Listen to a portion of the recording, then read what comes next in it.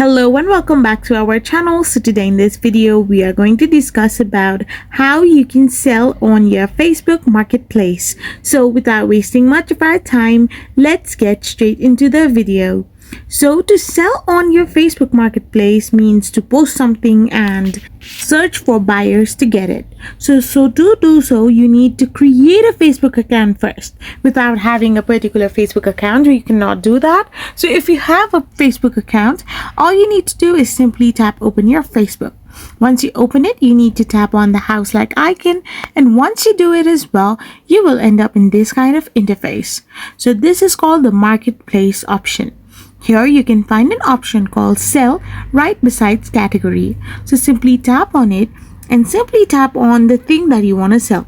It might be an item, vehicle, or property for sale or rent. Simply select an option, and after you do so, you will end up in this kind of interface. So this is on the listing of Marketplace. Here all you need to do is simply add a photo, title, price, category, the condition, and the description of that particular thing. After you do this, you need to simply tap on the publish icon on the top right hand side of the corner.